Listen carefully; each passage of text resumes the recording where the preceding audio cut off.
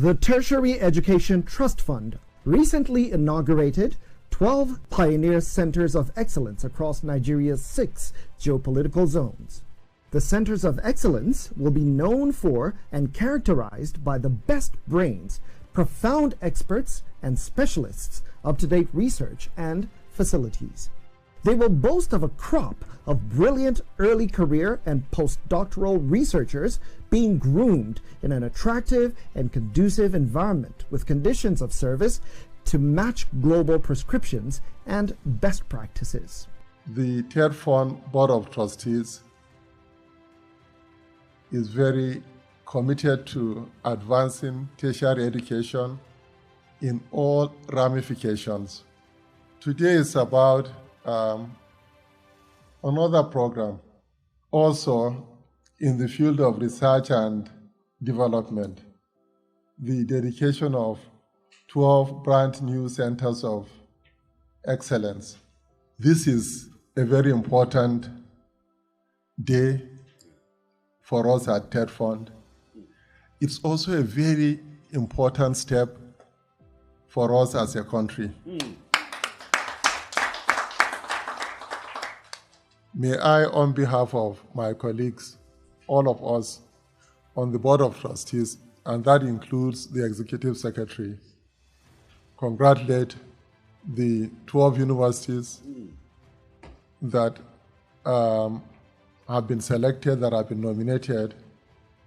You will be trailblazers in the field of research and development. I am exceedingly delighted to welcome you all to this historic occasion, one that I hope will lay the foundation as well as define the trajectory for the transformation of our beleaguered tertiary education institutions from mere citadels of learning, where inputs and outputs have left much to be desired for far too long, to the springboard of Nigeria's leap into the knowledge economy paradigm, in keeping with the established tradition that ivory towers are the bastion of intellectualism and the breeding ground for creativity, original thinking, and innovation that shape and define civilizations and also drive economies and development. You may recall that upon assumption of duty as ES in 2014, I presented a 5-year strategic plan which proposed the establishment of a new department to drive R&D along with centers of excellence in our tertiary educational institutions, the beneficiary institutions, with the expectation that these centers of excellence would ultimately partner with research institutes and centers, private tertiary educational institutions, and the industry.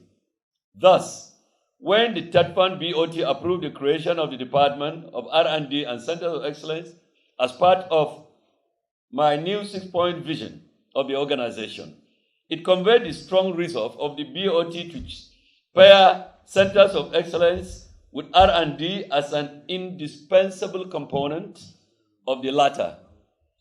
Since Centers of Excellence invariably define research and innovation priorities of any country for local, regional, and national needs, TETFund has elected to support the institutionalization of R&D along with the promotion and funding of Centers of Excellence. This new thinking by TETFund underscores the paradigm shift towards deepening our interventions more in the core academic components alongside physical infrastructure development, as we know, for which TETFund is being celebrated and appreciated in our country today. 12 institutions are represented by their heads here today. Vice Chancellors precisely. Having been painstakingly selected to host the first batch of TETFund Centers of Excellence. Whilst it is appropriate for each of you here to feel justifiably proud for being deemed worthy of selection from among dozens of eligible candidate institutions, I hasten to draw your attention to the huge burden of expectation that comes with your choice as the pioneer beneficiary institutions of this initiative with immense national significance. The eyes of your peers, and indeed the country at large, would therefore be focused on you. In the last edition of the program, we analyzed the universities of Abuja, Uyo, Maiduguri, as well as the Nnamdi Azikiwe University. This edition of Paradigm Shift throws a spotlight on 4 more centers of excellence. They all focus on our environment, ranging from biodiversity to agriculture and food security.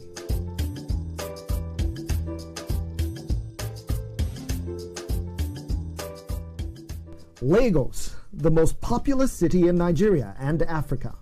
Lagos is a major financial center for all of Africa and is the economic hub of the country. This megacity has the 4th highest GDP on the continent and houses one of the largest and busiest seaports in Africa. It is one of the fastest growing cities in the world. Fondly called the Center of Excellence, the city hosts the University of Lagos, which has emerged as the TETFund Center of Excellence on Biodiversity Conservation and Ecosystem Management.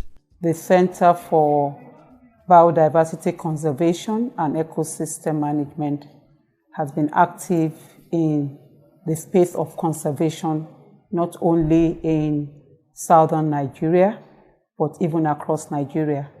We have a team of scientists, multidisciplinary group, botanists, geographers, sociologists, education, geneticists, zoologists, marine scientists, microbiologists, data scientists that have been modeling, that have been collecting endangered, threatened species, that have been collecting even underutilized species and finding what the significance would be for the growth of the country towards the economy. We've collected species that we want to reintroduce that we knew our parents used to eat in the olden days across the Nigerian space, and trying to grow them, breed them for better yield, and also reintroduce them to ecosystems where they can thrive and do well. So over the years, we've been in that space, and we are very happy today that we are being acknowledged by TETFund in that space as a center of excellence. The University of Lagos, popularly known as UNILAG, is a public research university. It is one of the 5 first-generation universities in Nigeria and was founded in 1962. With its location near the Atlantic coast, it is most strategically suited for research in biodiversity, which is defined by its variability among living organisms from all sources, including inter alia, terrestrial, marine, and other aquatic ecosystems, and the ecological complexes of which they are part of. This includes diversity within species, between species, and of ecosystems. We have played actively in this space. We have collaborators all over Africa that work with us with all our centers of excellence. We have collaborators in Europe and in the US that work with us. Even this coming week, we have the Arua Center of Excellence on Employment and Skills Development having their first blended conference. And we have people that will be zooming in from Canada, from UK, from Egypt, all over Africa. People are going to be zooming into that conference because we were also active during the COVID-19 response to see what led to what we had when people went into the EndSARS movement. We did some interviews with people, the so-called hoodlums, because it's a result of unemployment, it's a result of hunger, to be able to interview them, what are the issues, and all those results will be presented at our conference. So we have really been playing a lot in the space of research within the past 5 years, and we are happy we are being known. We have grants from all over the world in the university now in various areas of research from by various colleagues, and it has improved our teaching methods with our students. because we are able to, from the results of our research, bring the information into the classroom, and it calls for more interaction. You find your students are more interested, they are ready to learn more, because it's not just what they find in the textbooks you are talking about real knowledge.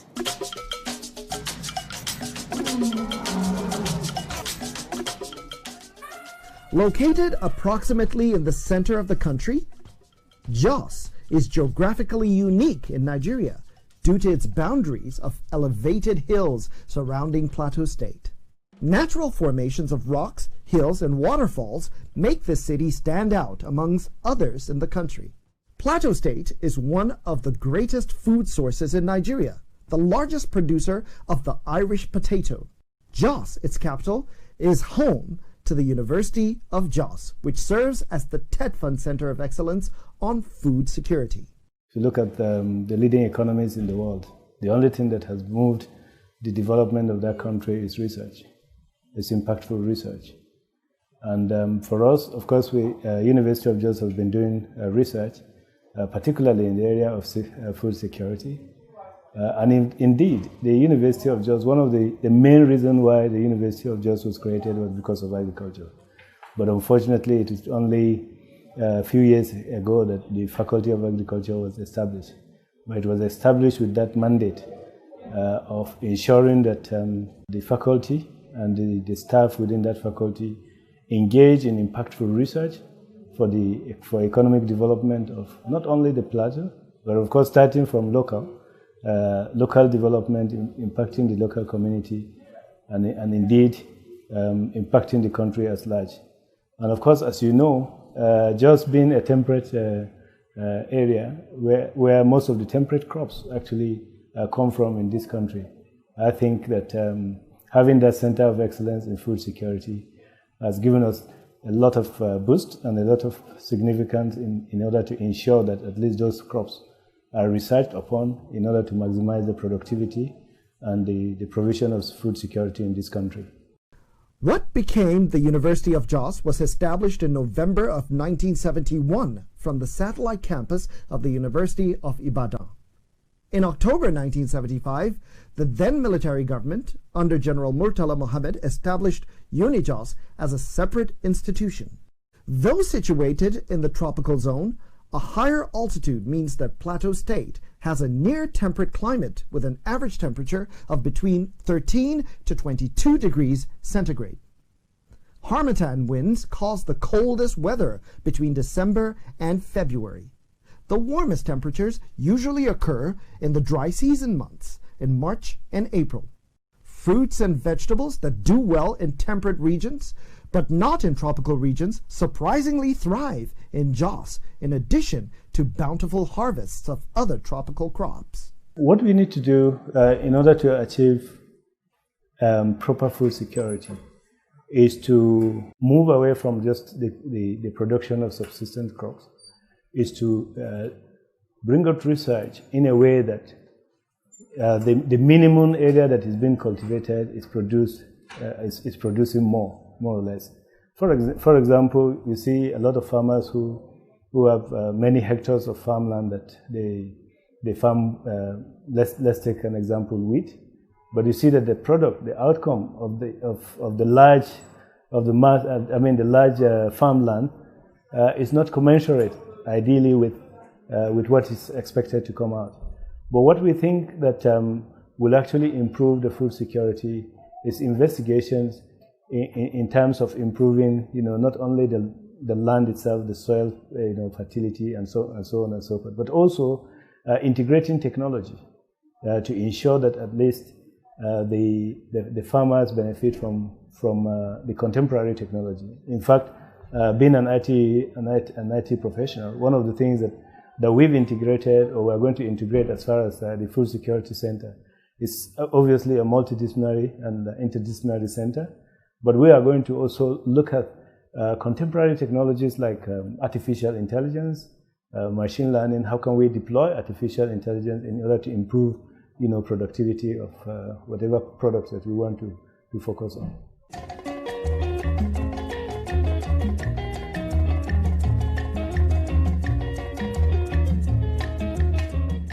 Abia State, southeastern Nigeria, has a major agricultural value chain, including palm oil, rice, cocoa, cassava, maize, and cashew that create jobs for teeming women and youths. Abia State has huge potential in agro-processing and human resources, with the potential to be a competitive industrial hub for Nigeria and for Africa at large. The Michael Oppara University of Agriculture, originally the Federal University of Agriculture, is a university in Umudike, Abia State, and was established as a specialized university by the federal government of Nigeria in November of 1992. Since inception, this noble institution has continued to perfect its expertise in the specialized areas of animal science and animal production, agricultural economics, rural sociology, and extension applied food science and tourism. We also have crop and soil science, engineering, and engineering technology. Today, it is TETFund Center of Excellence in Root Crop Research and Development. Having a center of excellence in root crop research and development will improve our activities in the area of, especially our research in the area of research of root crops in Michael Oppara University of Agriculture, Umudike. It is indeed something that we look forward to, and of course is going to help our progress, our activities in that area a lot. The institution is well positioned to contribute its quota in developing the research efforts in the area of root crop research, in the country. We are properly positioned because of the proximity we have with National Root Crop Research Institute, which is in Umudike, just across the fence. We are also, the personnel we have, the capacity we have, the professors that we have to be able to carry on research that is geared towards development, in the university. These are things that will help us position ourselves towards carrying out research that is meaningful, geared towards development, towards lifting the national economy, and towards helping in achieving food security in the country.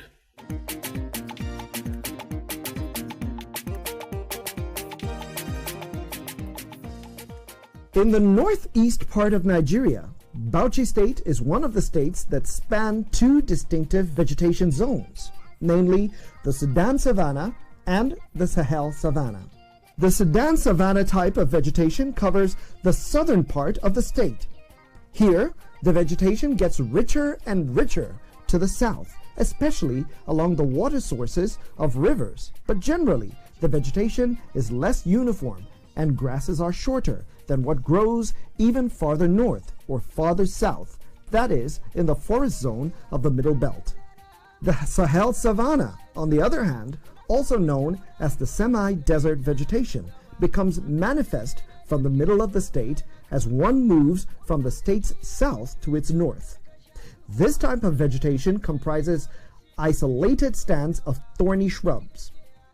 This unique trait has made Bauchi an ideal location for research and analysis into the relationship between poverty and food security among rural farming households, the outcomes of which can benefit the entire nation. The Abubakar Tafawa Balewa University is a federal university of technology located in Bauchi. It was established in 1980 as the Federal University of Technology, but is today serving as a TETFund Center of Excellence in Food Security. Center of Excellence in my institution will help us a lot because fundamentally what we have been doing is more of theoretical research. Now the Center of Excellence will help us in trying to have a relationship between the university, the industry, and the government, so that we have triple helix. And when you have a Center of Excellence, you put more emphasis on the research, unlike when you have just an ordinary center, where you just have only the research, which is on the just periphery level. But these are research which are trying to help to solve problem of human society. So you solve the problems, look at the problems, In fact, we are trying to also do this, because in our Faculty of Agric, what we are doing is that we're trying to teach our students the practical aspect of the agric from 200 level up to 500 level, so that they have more of the practical aspect than the theory. And we're working on that. And when we now have this Center on Dairy Research on food security, mostly regarding to dairy research. What we are trying to do, our observation is that we look at the grasses they are eating, the environment they are eating. No, they are not well caged. But when you now have the animals roaming about, they are losing a lot of energy. You don't know what they will eat. But now you try to confine them in a particular place, try to have different type of grass that will give them different type of vitamins, so that at least that it will help them to grow. The issue of the milk is mostly because of the way they are eating. That is the major fundamental. But when we have done that, we improve the quality of the grasses and so on, and we find that even our local cows, the milk yield has improved drastically. And by this, we find that, and we are trying to look at how to now crossbreed between different species of the cattle, so that at the end, what we are trying to do is try to get the optimum cattle that will give us at least a reasonable milk and a reasonable value for the researchers. Because when you put more emphasis on agriculture, and that's what we have been doing now in the university, we found that our strength as a cattle country must be in agriculture, whereby it's very easy for us to catch up with the first one. And in information communication technology. Now what we are trying to do is I want to make sure that along the line, we're trying to let's try to track our cattle anywhere it's going through our handset, so that assuming there are some mistakes or something happened, it was stolen, you can trace it to where it is through GPS.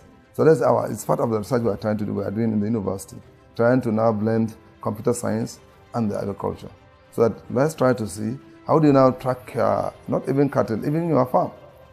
So we want to do vertical agriculture, and we want to do drip irrigation, so that our smart systems. So that in your house, if, for example, you have a situation whereby a particular land requires a particular type of soil, so we try to look at it, analyze it, what is deficient in that, what nutrient is deficient. Instead of using NPK straight away, we try to look, maybe it will only require sodium only, or only phosphorus. Yeah, but you don't have to have NPK. So we just isolate the phosphorus and apply, and that will give you a value. And that is one. Two, we try to confine our cattle so that when they are going around, you don't know the kind of insecticide the farmers are using. They will go to the grazing area, they will eat all type of, they will take in all type of chemicals. Then you'll be complaining. They are feeding, but they're not growing. But these are issues that we have to control, try to see how do we now prevent all these things. So that's why we have a mark about 300 hectares for the dairy research. The Earth is our